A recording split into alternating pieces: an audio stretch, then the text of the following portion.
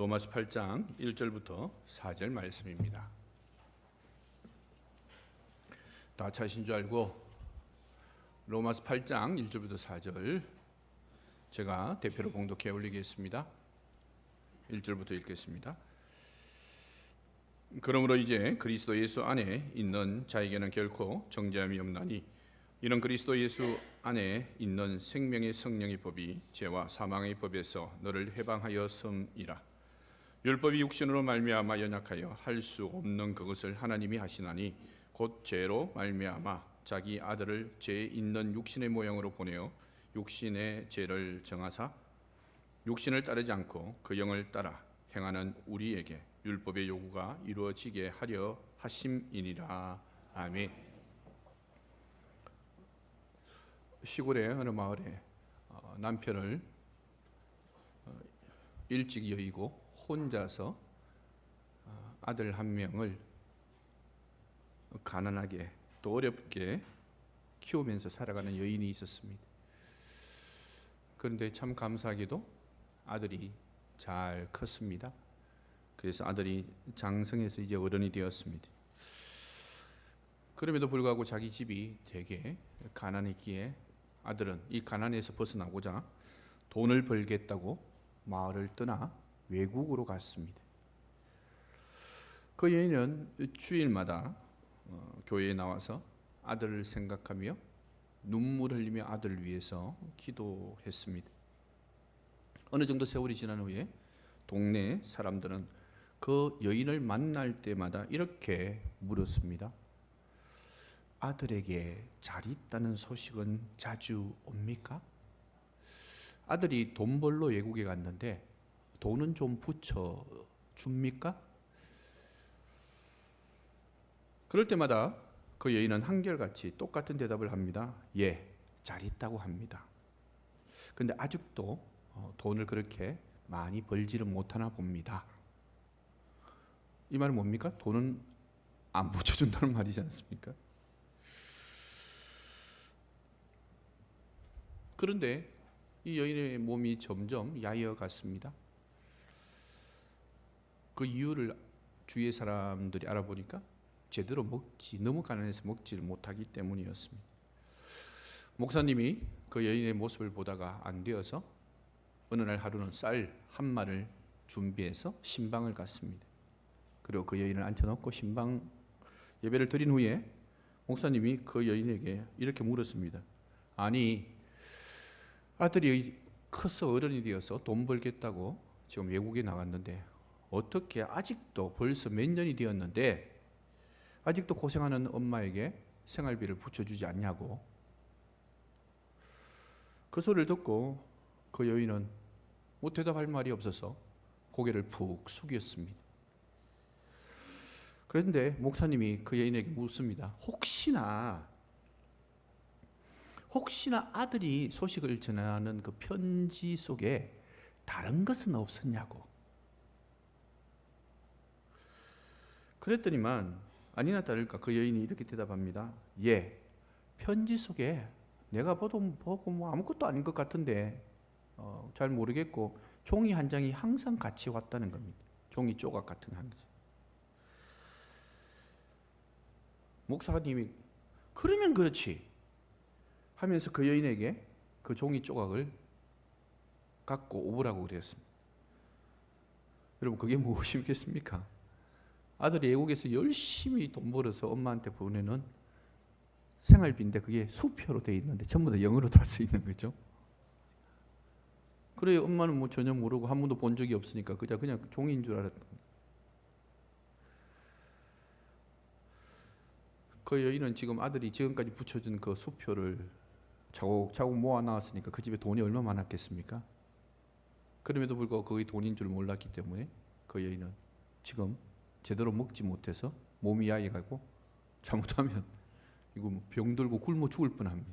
돈을 그렇게 쌓아놓거든. 사랑하는 성도 여러분, 우리는 어떻습니까?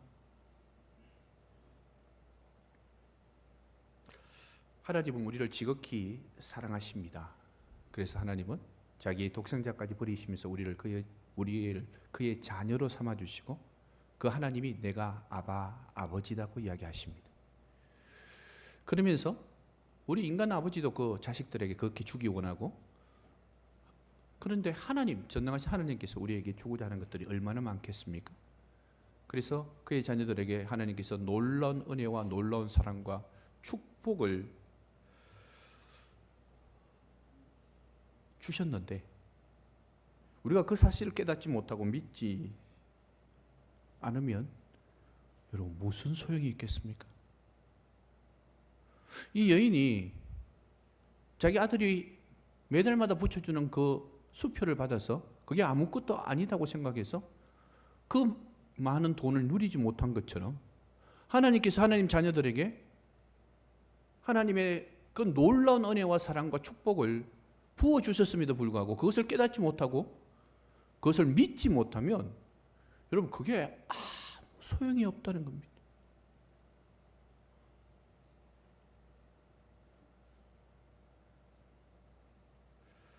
그것을 깨닫고 그것을 믿음으로 받아들일 때만이 비로소 우리는 그리스도 예수 안에서 하나님이 주시는 그 축복을 풍성하게 누리며 살아갈 수가 있다는 것입니다.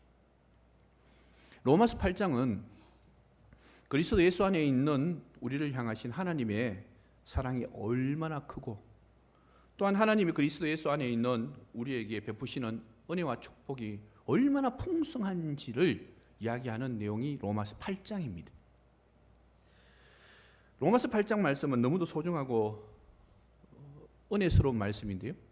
그래서 혹자는 이런 이야기를 합니다. 성경이 모두 다 버리고 로마서 8장 한 장만 남아도 그 한 장인 로마서 8장을 통해서 우리가 구원받는데 아무 어려움이 없다 할 정도로 로마서 8장 말씀은 우리에게 구원의 소망을 확실히 안겨주는 말씀입니다. 그런데 그리스도 예수 안에 있는 우리를 향하신 이런 하나님의 사랑과 은혜와 축복이 이루어지는 그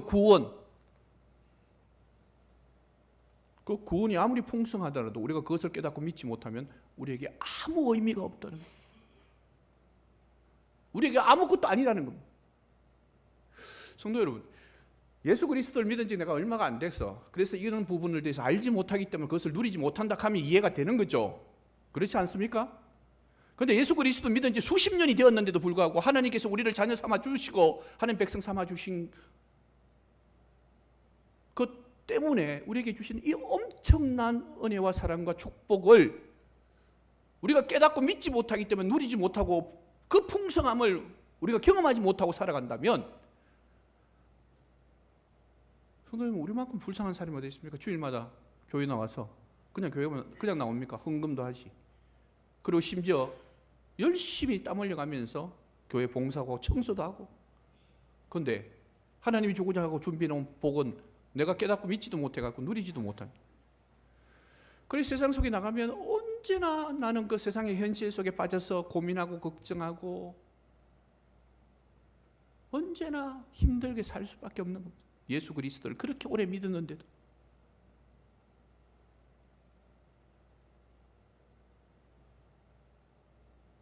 성도 여러분, 이제 마음의 문을 열어야 됩니다. 하나님이 우리에게 베푸시는 사랑과 은혜와 축복을 믿음으로 받아들여야 합니다.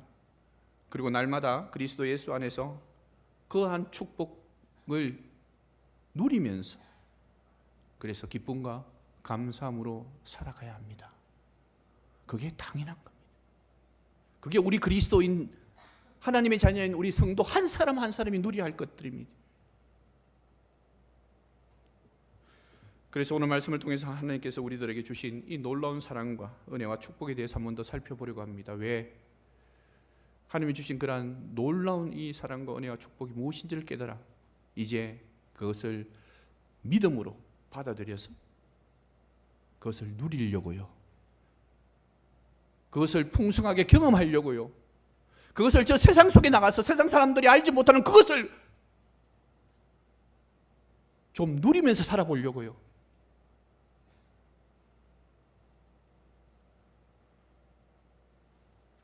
먼저 우리에게 1절입니다. 우리에게 주신 그 하나님의 놀라운 그런 은혜와 사랑과 축복입니다. 1절입니다. 그러므로 이제 그리스도 예수 안에 있는 자에게는 결코 정죄함이 없나니. 우리는 그리스도 예수 안에 있습니다. 하나님은 이미 그리스도 예수 안에 있는 자에게 결코 정죄함이 없고 어렵다 인정해 주셨습니다. 하나님이 한번 어렵다라고 인정한 자는 그 하나님의 선언을 취소할 수 있는 존재는 아무도 없습니다. 천지의 창조주이신 하나님께서 저와 여러분들을 향하여 너 그리스도 예수 안에 있기 때문에 어렵다라고 칭해 주시면서 인정해 주셨는데 그것을 취소할 수 있는 존재는 아무도 없다는 겁니다. 그러므로 우리에게는 결코 정죄함이 없습니다. 그렇다면 우리에게 결코 정죄함이 없는 까닭이 무엇이겠습니까? 우리가 선하고 아름답고 하나님 보시기에 합당하게 살아서이기 때문입니까? 아닙니다. 이유는 단 한 가지, 우리가 그리스도 예수 안에 있기 때문입니다.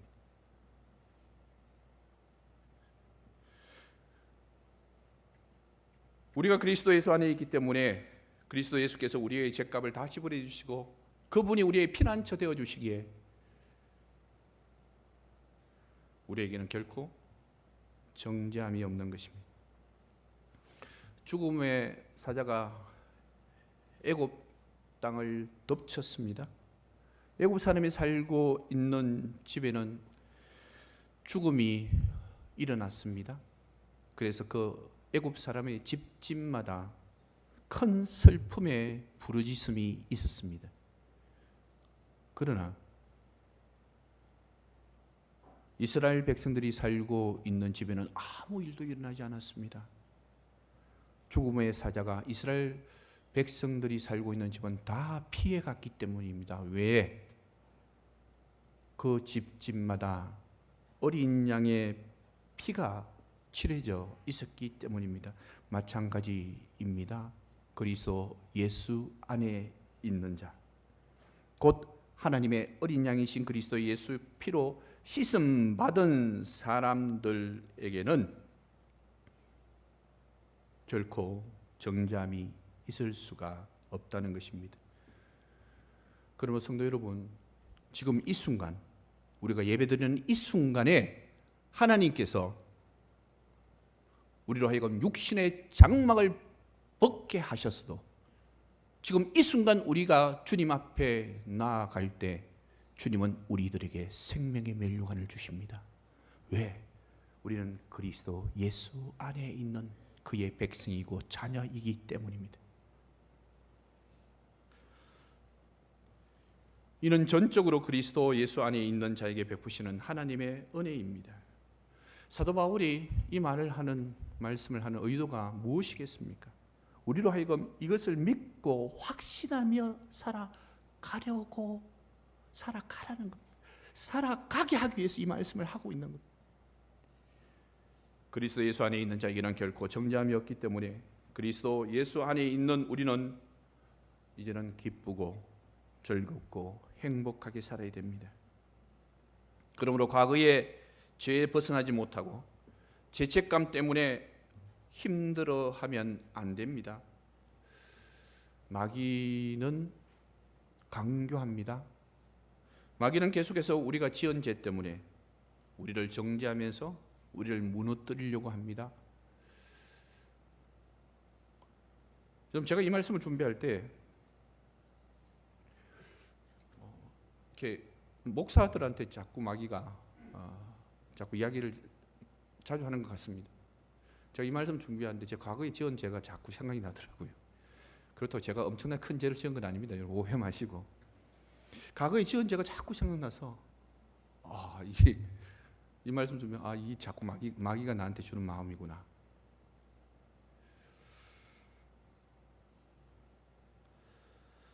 마귀는 우리로 하여금 자꾸만 우리를 죄책감에 시달리게 만들고 과거의 지은 죄가 생각나게 만들고 그것 때문에 우리를 흔들어 놓게 만들고 그것 때문에 하나님 앞에 당당하게 나아가 하나님 일을 못하게 만들고 그게 마귀들이 하는 일입니다.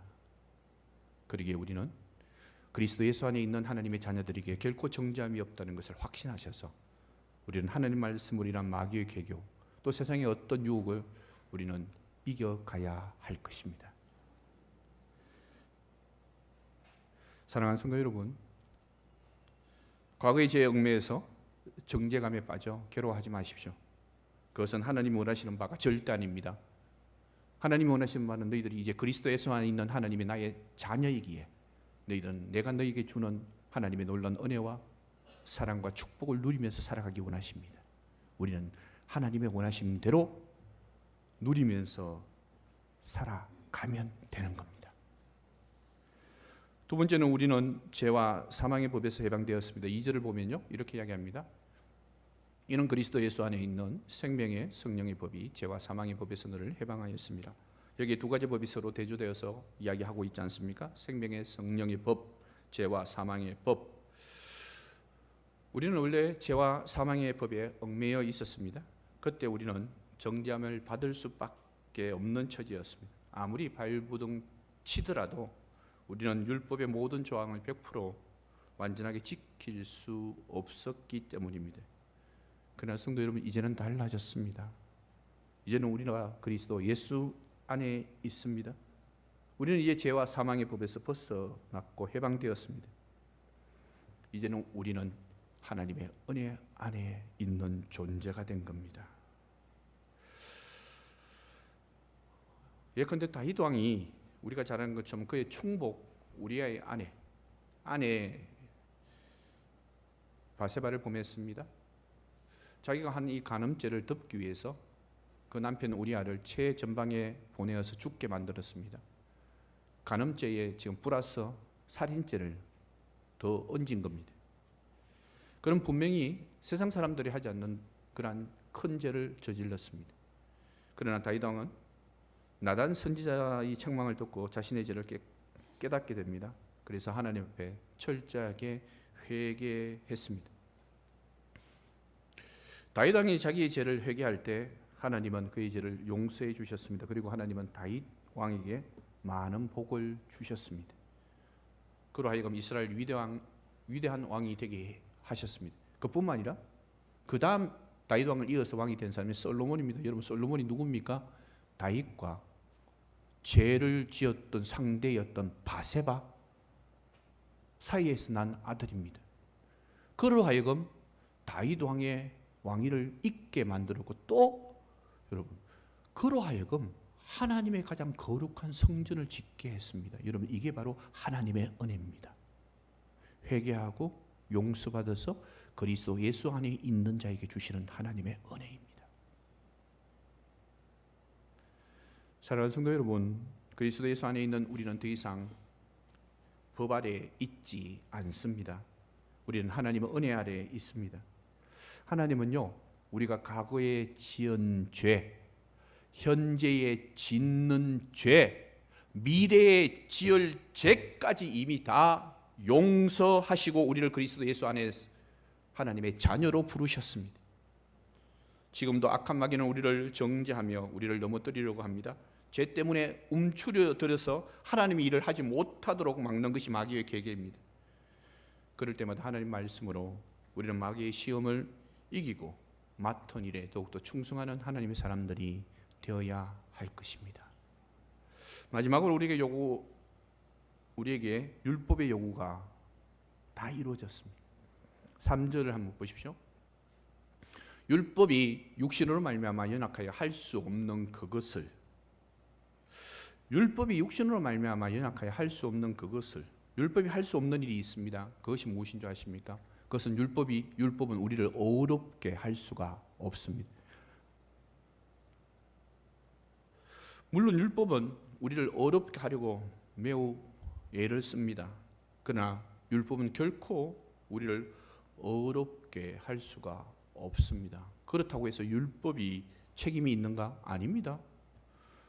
이미 우리가 살펴본 것처럼 로마서 7장 12절을 통해서 하나님이 주신 율법은 거룩하고 선하다고 얘기했습니다. 그러면 왜 율법은 우리를 어렵게 하지 못합니까? 율법이 육신으로 말미암아 연약하여 할 수 없는 그것을, 이 말은 우리의 육신이 연약하여 율법에 있는 계명들을 다 지킬 수 없다는 말입니다. 그것을 누가? 하나님이 하시나니, 율법이 육신으로 말미암아 연약해서 할 수 없는 그것을 누가, 우리를 어렵게 할 수 없는 그 일을 누가 하시나 그러면 바로 하나님이 하신다는 겁니다. 하나님이 어떻게 하시는가? 바로 3절 하반절에 그 방법이 나옵니다. 곧 죄로 말미암아 자기 아들을 죄 있는 육신의 모양으로 보내어 육신의 죄를 정하사. 하나님이 하신 방법은 우리는 육신이 연약하기 때문에 율법은 우리를 어렵게 하지 못합니다. 이 사실을 아시고 하나님은 그의 독생자 예수 그리스도를 보내셨습니다. 예수님은 근본 하나님과 같은 본체십니다. 그래서 예수님은 하나님이십니다.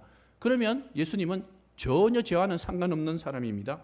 그러나 하나님은 예수님을 죄 있는 육신의 모양으로 곧 사람으로 이 땅에 보내셨습니다. 그리고 죄인들인 우리의 모든 죄를 죄 없으신 그의 아들 예수 그리스도에게 전부 담당시키셨습니다. 그리고 하나님은 죄인들인 우리를 대신해서 예수님을 십자가의 화목제물로 죽게 하셨습니다. 그렇게 하심으로 율법이 우리를 어렵게 하지 못하는데 하나님이 하셨는데 그 하나님이 하신 방법은 자기의 독생자 예수 그리스도를 십자가에 죽게 우리 죄를 다 담당해서 죽게 만들게 하심으로 우리를 하나님이 어렵게 하신 겁니다. 그래서 4절은 이렇게 얘기합니다. 육신을 따르지 않고 그 영을 따라 행하는 우리에게 율법의 요구가 이루어지게 하려 하십니다. 하나님은 우리를 대신하여 그 아들 예수 그리스도를 십자가에 못 박으심으로 우리들에게 율법의 요구가 이루어지게 하셨습니다. 그래서 성도 여러분, 예수님이 십자가에 못 박혀 죽으시면서 뭐라고 그러셨습니까? 다 이루었다. 율법은 우리를 어렵게 하지 못하는데 하나님께서 예수 그리스도를 보내셔서 율법에 그 하지 못하는 것을 이루게 만드셨기 때문에 예수님께서 마지막으로 다 이루었다. 이제 율법의 그 모든 것들을 내가 다 이루었다는 것. 그러기에 우리는 그리스도 예수 안에서 어렵게 된 것입니다. 율법의 요구가 무엇입니까? 바로 율법의 요구는 죄의 싹은 사망이라는 겁니다. 율법이 요구한 것은 너 죄 지었으니까 죽어야 된다는 겁니다. 그런데 하나님께서는 죄범한 우리를 사망에 내어주지 않으셨습니다. 우리를 대신해서 죄 없으신 독생자 예수 그리스도를 사망에 내어주셨습니다. 여러분 조금 이걸 의인화시켜 본다면 율법이 여러분 얼마나 놀랍겠습니까? 여러분 한번 생각해 보십시오. 율법은 우리를 어렵게 할 수가 없습니다. 그래서 율법이 요구하는 게 뭐냐 그러면 죄를 지었으니까 죽어야 된다는 겁니다. 그런데 하나님께서 우리를 사망에 내어놓으시지 않고 자기의 독생자를 내어서 우리를 대신해서 죽게 만들었으니까 율법이 얼마나 놀랍겠습니까? 율법이 얼마나 감탄했겠습니까?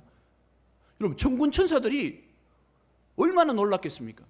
이 천지 만물이 얼마나 그 하나님의 사랑에 감탄했겠습니까? 어떻게 저럴 수가 있을까? 그게 바로 하나님이 우리에게 베푸신 사랑입니다. 감히 상상할 수 없을 정도로, 상상할 수 없을 정도로 하나님께서 우리에게 베푸신 사랑입니다. 그 크신 하나님의 사랑을 어찌 다 말로 우리가 형용할 수가 있겠습니까? 그러면 우리에게는 결코 정죄함이 없다고 해서 우리가 아무렇게나 살아도 괜찮습니까? 우리는 이미 심판에서 생명으로 옮겨졌기 때문에 육신에 따라서 살아도 아무런 문제가 없습니까? 그런 생각을 하는 사람은요, 로마서를 처음부터 다시 읽어봐야 됩니다.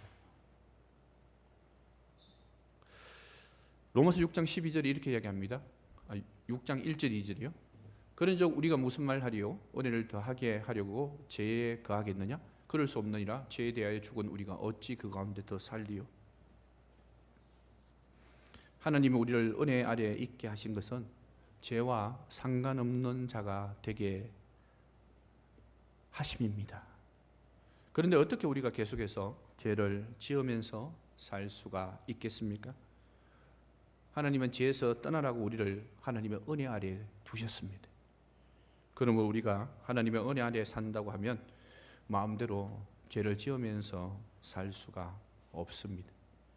오늘 본문 4절 전반부 말씀처럼 우리는 육신을 따르지 않고 그 영 곧 성령님의 인도하심을 받으면서 살아가야 하는 것이 마땅하다는 것입니다. 분명한 것은 우리에게는 결코 정죄함이 없습니다. 왜? 그리스도 예수 안에 있기 때문에. 그러나 그렇다고 우리가 절대 마음대로 살아서는 안 됩니다. 왜? 하나님의 은혜 안에 있는 자는 절대 죄와 상관없는 자이기 때문입니다. 70년 가까이 그의 인생을 청소년을 위한 사역자로, 그리고 교사로, 또 한편으로는 비범한 운동선수로 모험을 불사하는 그런 등반가로, 낙심하여 도전을 포기한 사람을 일으켜 세우는 믿음의 모델로서 살았던 팀 한셀이라는 사람이 있습니다. 이 사람이 쓴 책이 열정, 성공, 리더십이라는 그런 책이 있는데요. 그 책에 자기의 친구 이야기를 팀 한셀이 합니다. 자기가 친했던 친구가 하고는 헤어져서 10년 만에 친구를 만난 겁니다. 그런데 이 팀 한셀 팀이 보니까 10년 만에 만났는데 이 친구가 너무나 많이 변한 겁니다.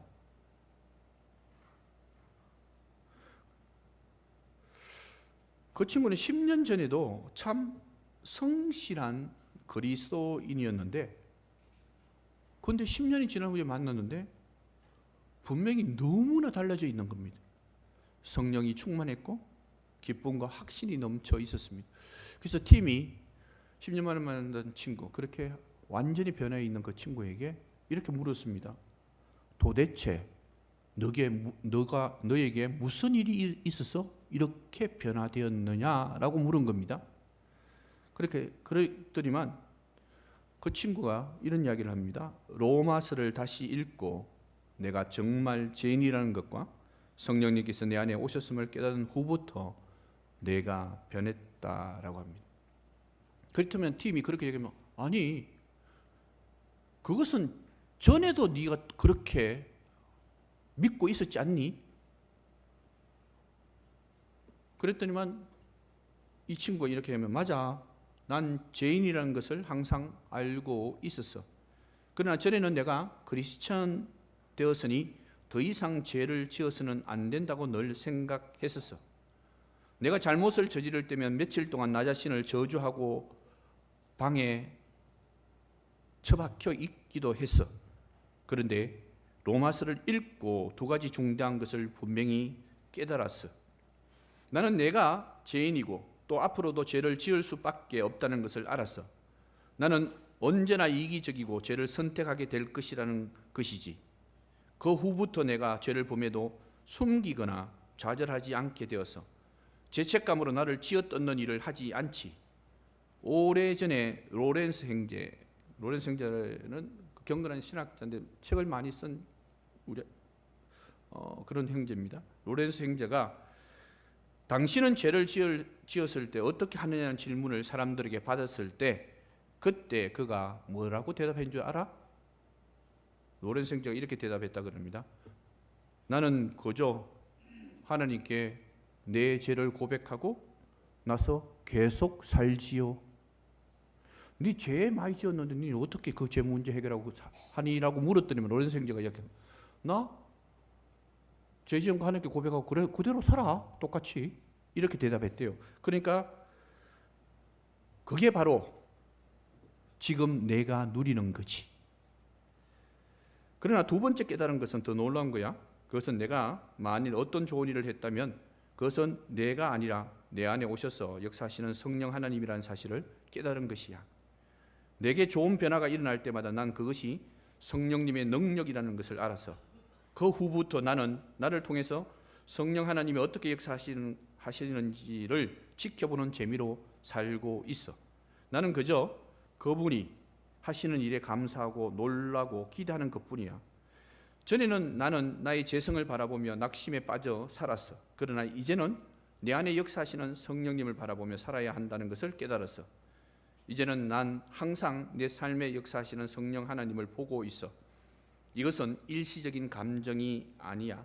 정말 생생한 사실이고 끊임없이 일어나는 사건이야. 그리고 그 팀 한셀이 이렇게 결론을 내렸습니다. 친구 이야기를 하면서, 내 친구는 변화되었습니다. 나쁜 사람으로부터 좋은 사람으로가 아니라 좋은 사람으로부터 놀라운 사람으로 내 친구가 변화되었습니다. 그녀는 전에도 성실하고 도덕적인 크리스천이었습니다. 그러나 그녀가 복음의 진리와 성령에 대하여 깨닫고 난 다음 그의 삶은 불이 있는 사람, 불을 붙이는 사람이 되었습니다. 사랑하는 성도 여러분, 여러분들의 인생 또한 이 팀 한셀의 친구 같은 고백으로 만들어지는 인생이 되기를 원합니다. 왜냐하면 이제 그리스도 예수 안에 있는 자에게는 결코 정죄함이 없기 때문입니다. 이는 그리스도 예수 안에 있는 생명의 성령의 법이 죄와 사망의 법에서 우리를 해방하였기 때문입니다. 그러므로 우리는 항상 하나님이 어떻게 해서 그리스도 예수 안에 있는 우리를 어렵게 하셨는지를 기억해야 합니다. 하나님의 놀라운 사랑, 곧 자기 아들을 버리시기까지 우리에게 베풀으신 은혜를 생각하면서 이제는 성령님을 따라 행하는 삶을 살아야 합니다. 그러므로 오늘 예배에 참석하신 우리 모든 성도님들께서는 하나님이 우리를 어렵게 해 주셨으니까 우리를 정죄할 것이 아무것도 없다는 것, 그것을 꼭 기억하시기 바랍니다. 또한 우리의 삶을 성령님의 인도하심에 맡겨야 합니다. 그래서 항상 하나님을 기쁘시게 하는 삶을 살 뿐만 아니라 정말 하나님이 주시는 참된 기쁨, 감사, 행복이 넘치는 풍성한 삶을 누리며 살아가는 그런 우리 성도님들이 다 되시기를 주님의 이름으로 부탁드리겠습니다.